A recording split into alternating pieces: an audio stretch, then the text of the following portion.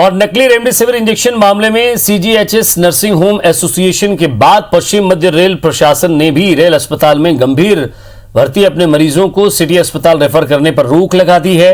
दरअसल नकली इंजेक्शन में सिटी अस्पताल का नाम आने से पहले रेलवे के लगभग 350 कर्मचारी उपचार करवा रहे थे। तो रेल प्रशासन ने सिटी अस्पताल से नाता तोड़ने की जानकारी अस्पताल प्रबंधन को भी दे दी है। रेल प्रशासन ने कहा है कि सिटी अस्पताल के डायरेक्टर सरबजीत सिंह मोखा ने नकली इंजेक्शन लगाकर कई मरीजों की जान से न केवल खिलवाड़ किया है बल्कि उसका ये कृत्य नैतिक मूल्यों के खिलाफ है। इसलिए वो अपने कर्मचारियों को ऐसे अस्पताल में इलाज के लिए नहीं भेज सकते जहां लोगों से इलाज के पैसे लेने के बाद भी नकली इंजेक्शन मरीजों को लगाए जाते हों।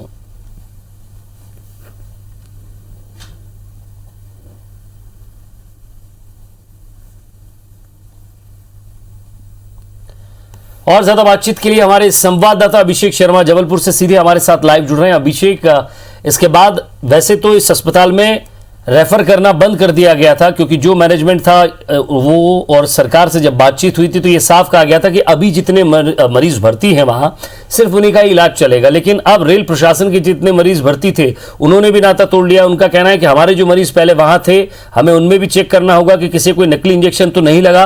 और दूसरा ये कि ऐसे व्यक्ति या ऐसे संस्थान के साथ हम नहीं जुड़ना चाहते जो नैतिक मूल्यों के साथ खिलवाड़ करते हों।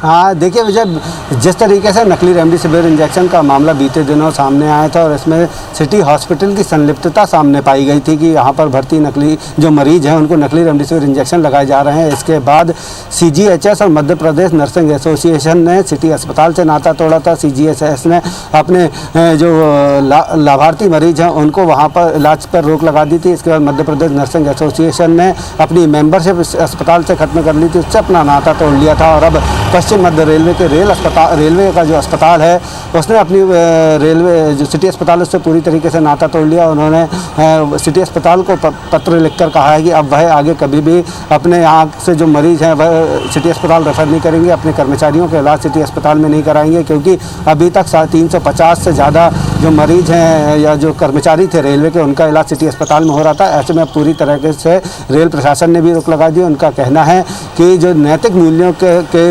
विरुद्ध जो है सिटी अस्पताल का आचरण था वह काम कर रहा था। लोगों से पैसे भी लेता है, लेकिन जब पैसे लेने के बाद जो दवाइयां हैं वह उन्हें या जो इंजेक्शन है वह उन्हें ओरिजिनल लगने चाहिए, तो उन्हें ना लगाकर वह नकली लगाकर उनके जान से खिलवाड़ करता है। ऐसे में ऐसे किसी भी अस्पताल के साथ या किसी भी सूरत में अपने कर्मचारियों की जान से खिलवाड़ नहीं कर सकते, इसलिए वह अब सिटी अस्पताल में आगे कभी इलाज नहीं कराएंगे और पूरी तरीके से उन्होंने सिटी अस्पताल से नाता तोड़ लिया है। और अगर अब हम एसआईटी की इस मामले में जाँच की बात करें तो कल हरकरण मोखा को एसआईटी की टीम ने कोर्ट में पेश किया था, जहां से उसे न्यायिक अभिरक्षा में जेल भेज दिया गया है। अभी वर्तमान में एसआईटी के कब्जे में जो सरबजीत सिंह मोखा है सिटी अस्पताल के डायरेक्टर, वह रिमांड पर है और उनकी कल रिमांड खत्म होगी। और उसके बाद कल एक बार फिर ये कहा जा रहा है कि एसआईटी की टीम जो है सरबजीत सिंह मोखा को रिमांड पर मांगी, क्योंकि अभी सरबजीत सिंह मोखा से बहुत पूछताछ बाकी है। क्योंकि जिस तरीके से सरबजीत सिंह मोखा ने यह कबूला था कि नकली रेमडेसिविर इंजेक्शन को डिस्पोज करने का काम उसने किया था मामले का खुलासा होने के बाद। इसके अलावा भी उसका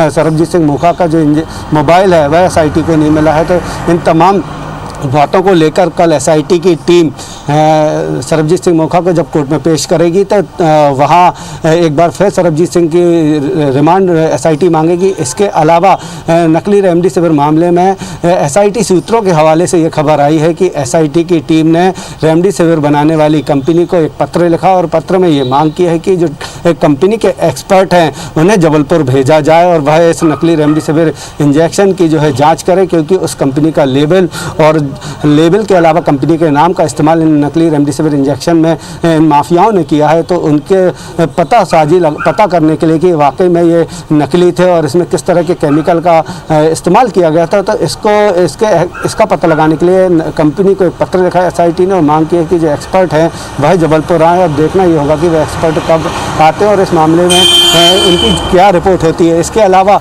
दो नाम जो हरकरण पूछताछ में एसआईटी को बताए थे, संजू खत्री और बॉबी का, तो ये दोनों को पूछताछ के लिए एसआईटी ने नोटिस भेजे थे, लेकिन दोनों आज की तारीख तक एसआईटी के पास नहीं पहुंचे। अब ये उम्मीद जताई जा रही है कि एसआईटी की टीम जो है इनको गिरफ्तार करेगी और इनसे पूरे मामले में पूछताछ करेगी, क्योंकि बॉबी जो है वह हरकरण को महंगी चीज़ें, ऐशो और आराम की महंगी चीज़ें जो है सप्लाई करने का काम करता था। फॉरेन कंट्रियों से चीज़ें मंगाकर उसे देता था और साथ में जो संजू खत्री है वह क्रिकेट के सट्टे का खिलाने का काम करता था। जब बाप बेटे को साथ बिठाकर आमने सामने पूछताछ की गई, उसके बाद और किसी अस्पताल से कोई लिंक या कोई व्यक्ति जिसे ये इंजेक्शन दिए गए हों उससे कुछ बरामदगी हुई हो?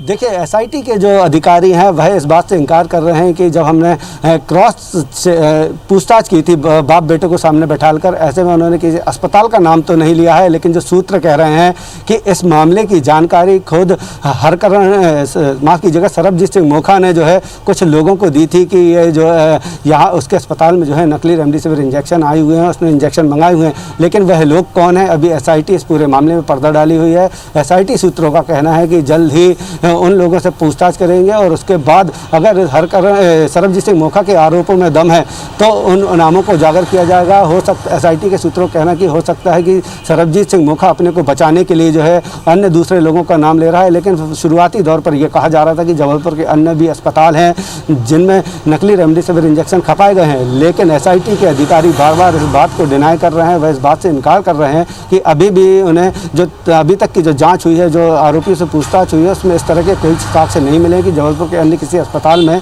ये नकली रेमडेसिविर इंजेक्शन खपाए गए हों। जी, शुक्रिया अभिषेक इस तमाम बातचीत के लिए।